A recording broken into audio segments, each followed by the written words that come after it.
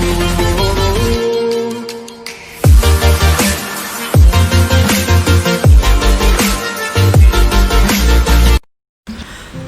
warahmatullahi wabarakatuh. Kembali lagi di channelnya Peternak Primitif. Sekarang kita lagi ada di studionya Peternak Primitif ya. Pada konten ini kita hanya ngobrol-ngobrol aja ya seputar pertimbangan sobat ternak semuanya untuk memulai bisnis ternak ya, khususnya jenis unggas seperti ayam, bebek. Namun lebih detail lagi pada kesempatan ini sebenarnya itu gue mau share tentang budidaya atau berternak bebek. Yang kita tahu peluang bisnis di masa-masa pandemik ini sangat bagus sekali untuk sektor peternakan dan juga pertanian maupun perkebunannya sobatnya. Karena apa? Aktivitasnya tidak harus keluar dari area luar kota ya. Mungkin kalau memang ada kandangnya ataupun lahannya di luar kota, tapi jarang sekali hal itu, khususnya kita yang berada di daerah maupun kawasan pedesaan ya sobat. Pada intinya malam hari ini tuh kita berbagi terkait bibit-bibit jenis bebek unggulan yang bagus untuk dijadikan atau dibudidayakan dari jenis bebek ini yang khusus menghasilkan telur ya sobat ya. Karena apa? Nanti kedepannya itu kalau kita lihat prospeknya itu sangat bagus, sedang begitu juga penyerapan oleh pasar juga sangat tinggi. Makanya nanti kita akan coba mereview beberapa jenis-jenis bebek petelur yang bisa sobat beli ataupun dibudidayakan atau diternakan ya, sesuai dengan budgetnya masing-masing ya sobat ya. Intinya peternak primitif kali ini hanya memberikan beberapa review jenis bebek yang bagus untuk diternak ya. Nah, kita tahu olahan dari telur bebek ini sangat beragam saat ini ya. Dulu kita hanya mengenal hanya telur asin bebek yang notabene dulu ada sampai saat sekarang ini ya. Notabene itu paling banyak itu diproduksi di kawasan Brebes ya. Telur asin Brebes itu sangat populer sekali. Sekali lagi ini bukan di endorse, akan tetapi ini hanya motivasi dan juga kita mengangkat kearifan lokal meskipun wilayahnya itu berada di luar tempat tinggal kita ya. Kemudian pada segmentasi ini kita berbicara pengalaman aja ya. Kemarin itu memang karena kita masih bisa dibilang kategori peternak pemula ya sobatnya, jadi banyak persoalan dan juga ragam problem yang kita hadapi di kondisi real di lapangan ya, seperti pertumbuhan bebek yang lamban, bebek yang terserang penyakit, maupun indikasi bebek-bebek yang produktivitasnya itu tidak maksimal ya. Nah, hal ini tuh jelas menjadi konsentrasi bahan evaluasi serta bahan pembelajaran buat kita semua ya sobat. Oke, untuk masalah pengalaman kita skip dulu, nanti kita akan berbincang-bincang di beberapa segmen dan kesempatan ya sobat ya terkait pengalaman kita. Namun kita akan coba review dulu apa saja jenis bebek yang sangat bagus atau bebek petelur yang sangat potensial untuk kita pelihara ya. Yang pertama itu ada jenis bebek Jawa ya. Jenis bebek Jawa ini adalah salah satu bebek lokal asli Indonesia. Umumnya bebek ini banyak diternakkan di Pulau Jawa. Tetapi seiring perkembangannya zaman, bebek ini sudah banyak diternakan di berbagai wilayah yang ada di Indonesia sobatnya.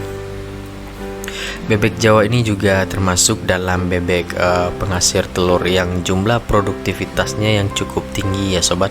Dalam setahun bebek ini mampu menghasilkan telur dengan jumlah kisaran 250 sampai 300 butir. Nah, bebek ini akan menghasilkan telur pada saat menginjak usia 5 sampai 6 bulan. Ini usia starting dia sudah mulai bertelur ya sobat ya. kemudian tetap produktivitasnya itu berlanjut sampai 2 tahun ke depan ya sobat. Nah, ini terkait bebek jenis bebek Jawa ya sobat ya. Sedikit noise, studionya belum kita kasih peredam suara ya, sudahlah. Oke, yang kedua itu bebek Karawang ya sobat ya. Sesuai dengan namanya, bebek ini merupakan bebek petelur yang populasinya banyak terdapat di daerah Karawang, Provinsi Jawa Barat.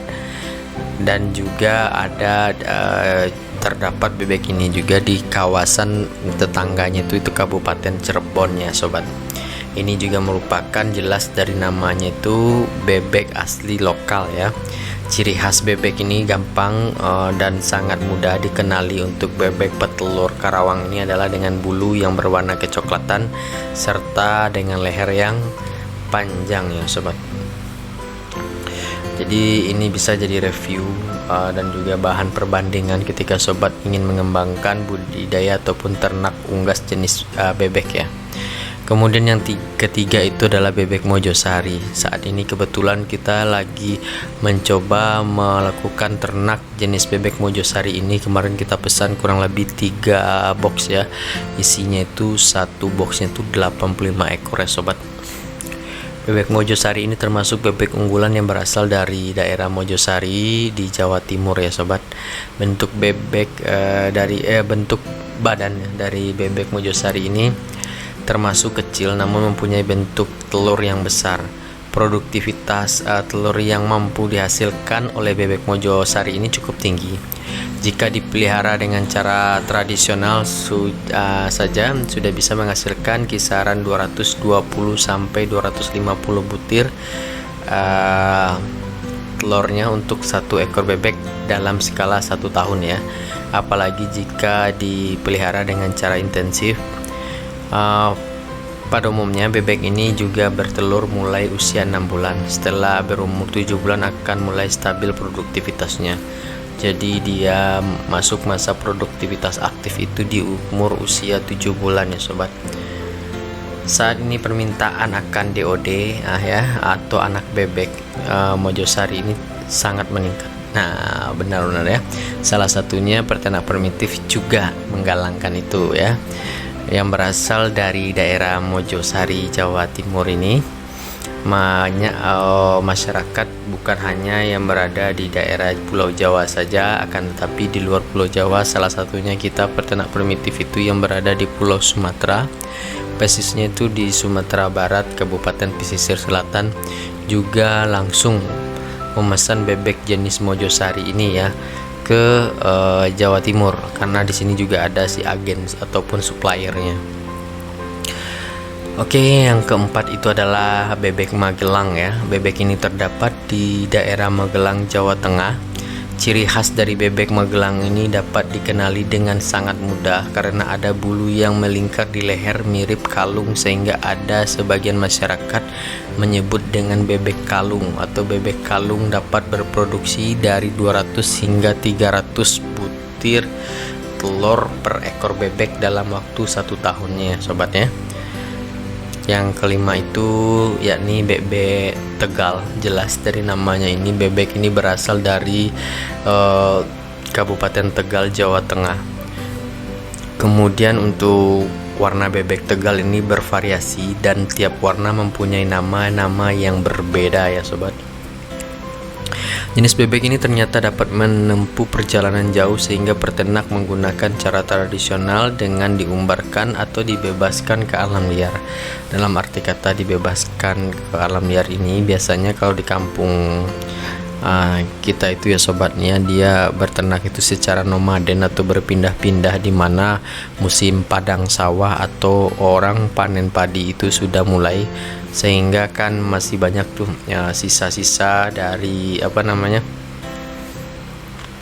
dari bekas padi ya yang masih tercecer di area pesawahan. Nah, nanti itu para peternak bebek yang bersifat nomaden ini yang masih berternak dengan cara tradisional ini mungkin membawa bebek-bebeknya, kemudian dia bisa menginap di salah satu saung atau pondok-pondok yang ada di sawah tersebut.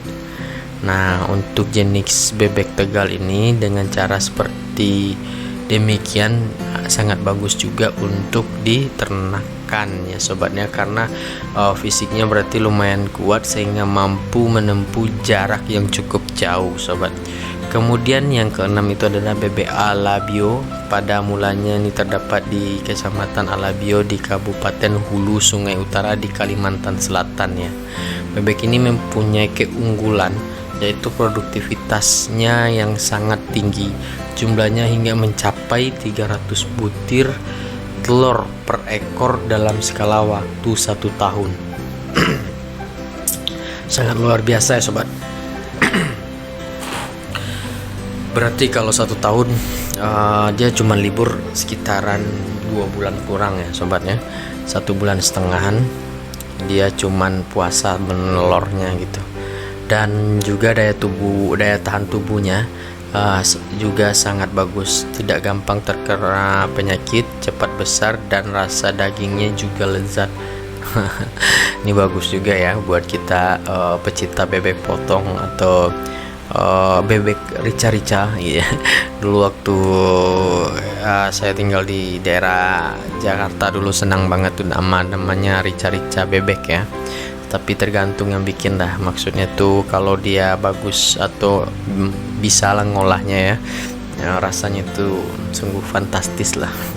Kemudian yang ketujuh itu adalah bebek kaki karambel, merupakan hasil perkawinan silang antara bebek Jawa dan juga bebek Rouen dari Prancis. Bebek kaki karambel ini Campbell ya, mampu bertelur hingga 330 butir per ekornya dalam waktu 1 tahun jika dipelihara secara intensif ya.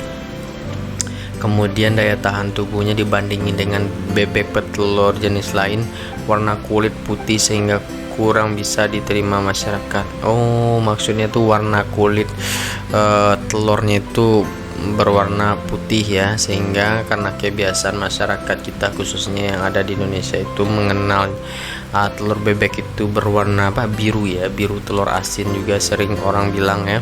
Jadi penyerapan di pasar itu sangat minim, padahal kalau kita lihat mungkin isinya sama aja ya, masih ada kuning telurnya lah ya. Namun yang namanya kebiasaan ya, kita hidup di tengah-tengah masyarakat gitu kan, apa itu bisa disebut mitos atau lain sebagainya kita nggak tahu lah, tapi pada umumnya memang masyarakat mengenal persis itu telur bebek itu berwarna biru, atau orang sering bilang mengidentifikasikan dengan warna itu adalah warna biru telur asin ya. Kemudian yang ke-8 itu ada bebek MA 2000 atau bebek ratu ya. Nah, di beberapa tempat dan juga peternak kita di sini juga menemukan jenis bebek ratu ini. Bebek ratu ini merupakan persilangan dari bebek betina Alabio dan juga pejantan Mojosari. Oke. Bagus juga ya sobat ya, gue juga baru tahu nih ya. Semoga ini juga bermanfaat membuat sobat juga biar bisa mengenal silsilah maupun asal usul dari ternak bebek ini kita ya, sehingga kita tahu mana yang dalam arti kata kita prioritaskan ke depan itu ya. Oke sobat, terkait produktivitas bebek ratu ini dalam 1 tahun itu mampu 260 butir ya untuk 1 ekor bebeknya. Kemudian bentuk seragam dan tahan terhadap penyakit. Bebek ini mewarisi seluruh keunggulan dari indukannya. Usia bertelur pada umumnya itu 4,5 sampai 5 bulan, lebih cepat dibandingkan bebek yang lainnya. Wow, bagus juga ya. Warna kerabang telurnya hijau kebiru-biruan. Masa produktivitas bebek ratu kisaran 2 tahun juga. Oke sobat, itulah 8 jenis bebek pertelur yang bisa sobat jadikan referensi untuk nantinya, baik menambah jenis ternak bebek sobat ya, mau pakai jenis yang mana lagi nih yang cocok dan juga kualitasnya serta produktivitasnya juga tinggi. Atau juga bisa sobat sebagai peternak pemula yang baru memulai usaha di bidang peternakan unggas ini, khususnya di bidang peternakan bebek, Mungkin ini juga bisa jadi bahan referensi dan juga pembelajaran buat sobat semua. Pada intinya peternak primitif hanya mencoba mereview dan memberikan gambaran dan juga pembelajaran bagi peternak primitif pribadi dalam upaya meningkatkan ternak yang saat ini kita lakoni ya. Oke, sekali lagi semoga bermanfaat, semoga video ini juga menjadi bahan inspirasi kita untuk bersama-sama untuk tetap bersemangat dalam berkarya dalam bentuk apapun, meskipun kita berada ataupun berdomisili di kampung.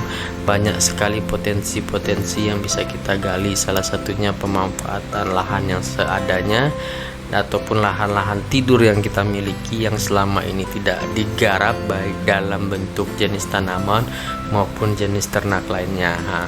Mungkin dengan bisa memanfaatkan lahan tersebut, salah satunya untuk jadi kandang umbaran bebek maupun ternak bebek, siapa tahu kedepannya dapat bisa memaksimalkan hasil serta mendapatkan income yang lumayan lah ya. Pada intinya kita sama-sama bersemangat dalam upaya meningkatkan produktivitas dari setiap ternak kita. Sekali lagi salam satu kandang, salam dari studionya peternak primitif. Assalamualaikum warahmatullahi wabarakatuh.